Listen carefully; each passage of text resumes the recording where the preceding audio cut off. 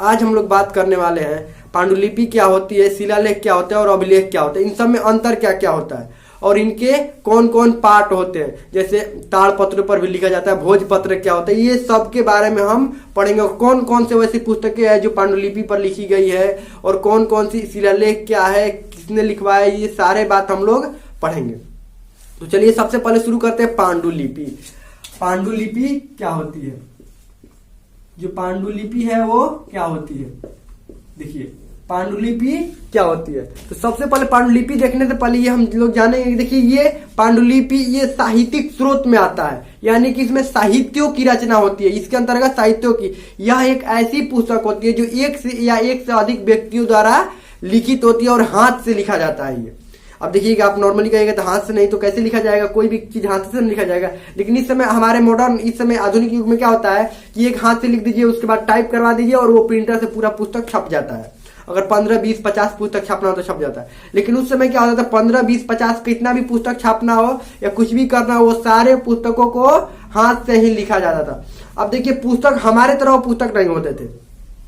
पांडुलिपि जो होती थी हमारे तरह ये पुस्तक जैसे एकदम अच्छा से कवर करके ये अच्छा से किया गया, इस तरह का नहीं, उनका कुछ अलग होता था। तो चलिए आज हम प्रैक्टिकल देखेंगे भी कि पांडुलिपि किस आकार की होती है, कैसे होती है।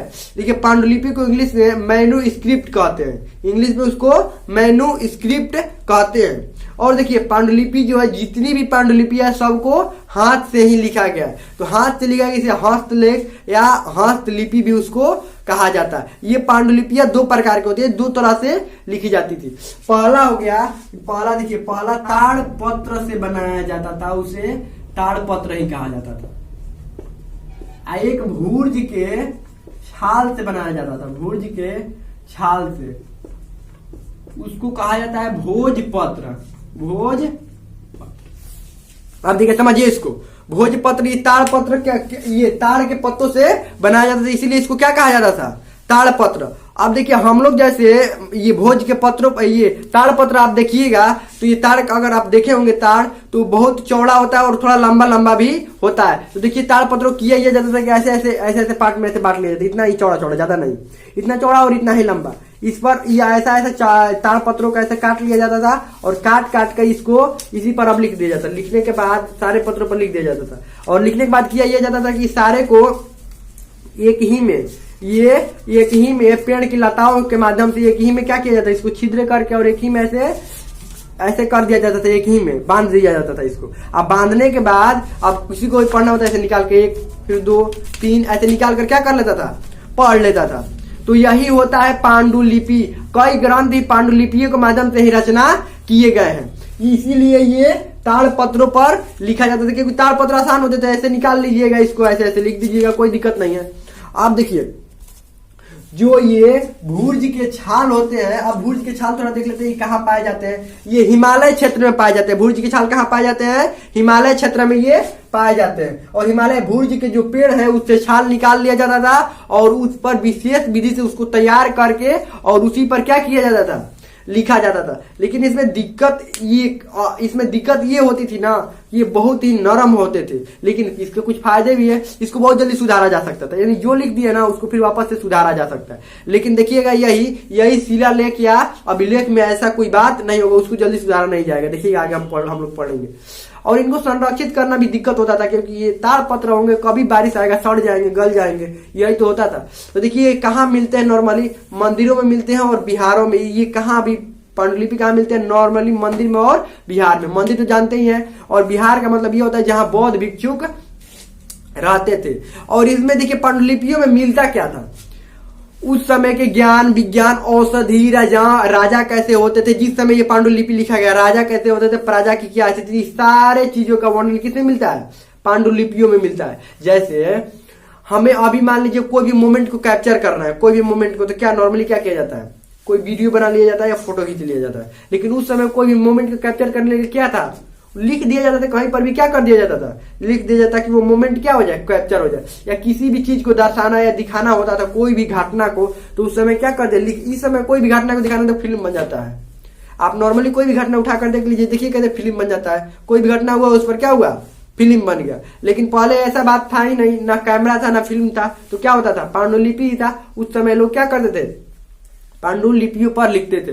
अब देखिए कौन कौन से ग्रंथ है जो पांडुलिपि के माध्यम से लिखे गए, वेद, पुराण और शास्त्र, ये सारे ग्रंथ पांडुलिपि के माध्यम से ही लिखे गए, यानी पांडुलिपि के जैसे जैसे पांडुलिपि पर ही ये लिखे गए हैं। वेद भी, पुराण भी और अर्थशास्त्र भी, ये सारे पांडुलिपि पर ही लिखे गए हैं। तो हमें लगता है कि पांडुलिपि के बारे में आपका क्लियर हो गया, पांडुलिपि क्या होता है। अब आगे देख लेते हैं अभिलेख या शिलालेख। तो अभिलेख जो होते हैं, जो अभिलेख होते हैं, अभिलेख यानी कि अभिलेख का मतलब होता है ऐसा लेख जो पत्थर या धातुओं पर कठोर सतह पर खुदवा कर उसको बनवाया जाता है, कुछ लिखवाया जाता है, उसको अभिलेख कहते हैं। और यही शिला का मतलब होता है पत्थर, यानी कि पत्थरों पर जो कुछ खुदवाया जाता है, लिखवाया जाता है, उसको शिलालेख कहते हैं। लेकिन अभिलेख के अंतर्गत ही शिलालेख आता है। अभिलेख क्या होता है, पत्थर या धातु पर खुदवाइएगा, कुछ भी लिखवाइएगा तो उसको कहते हैं अभिलेख। लेकिन यही जब सिर्फ पत्थरों पर ही खुदवाया जाता है, उसको क्या कहते हैं, शिलालेख। ये दोनों लगभग एक ही समझ लीजिए, अभिलेख के अंतर्गत ही शिलालेख आएंगे। अब देखिए अभिलेख या शिलालेख, अभिलेख में होते क्या थे, देखिए अभिलेख में क्या होते थे। पहले राजा होते थे तो राजाओं का आदेशों को अभिलेखों के माध्यम से यानी पत्थरों पर लिखकर और जनता के बीच लगा दिया जाता है। ये राजा का आदेश है, ये आपको मान्य है। नॉर्मली इस समय नियम अगर बताना होता है तो कैसे, या तो इंटरनेट के माध्यम से या पेपर के माध्यम से ये सब जारी कर दिया जाता, सरकार बता देती है।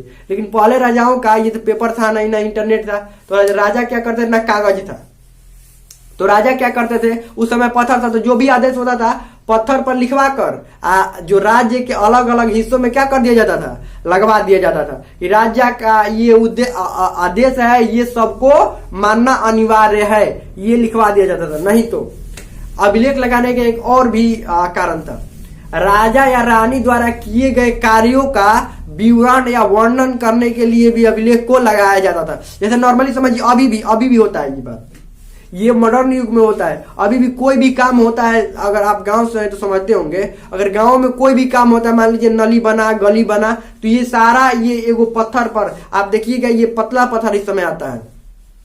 अब तो आ गया है ये लोहा का बोर्ड लगवाया जा रहा है, लेकिन अभी से कुछ समय पहले, लगभग कुछ समय पहले ये पत्थरों पर लिखवाया जाता था। पतला पत्थर आता था, उसी समय लिखवाया जाता था कि हाँ इन्होंने यहाँ से यहाँ तक नली या गली बनवाया है, ये सब पत्थरों पर लिखा जाता था। लेकिन पत्थरों पर लिखा, अब तो लोहा का बोर्ड आ गया है, डिजिटल बोर्ड अब तो शहरों में लग गया है, जो कुछ भी करना होता है वो तो डिजिटल बोर्ड आ गया है। लेकिन या लोहा का बोर्ड या प्लास्टिक पर भी लिखवा दिया जाता है।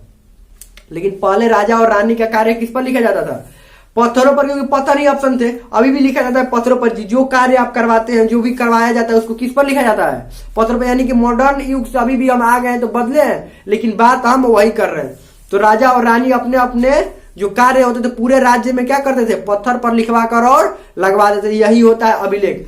अब देखिए अभिलेख, सबसे पहला जो अभिलेख है हमारे देश में सम्राट अशोक का अभिलेख मिला है। यानी उन्होंने अपने जो कार्य है, जो किया है, और जो प्रजा के बारे में, उस समय धर्म के बारे में बहुत सारे उनके अभिलेख मिले हैं। वो बहुत सारे अभिलेख लिखवाए हैं। तो उनका अभिलेख अभी तक बहुत सारा अभिलेख मिला, उनके कार्यों का अभिलेख मिला, उनका धर्म का अभिलेख मिला है, जो जो कार्य अपने राज्य में किए हैं। तो यही होता है अभिलेख और पांडुलिपि।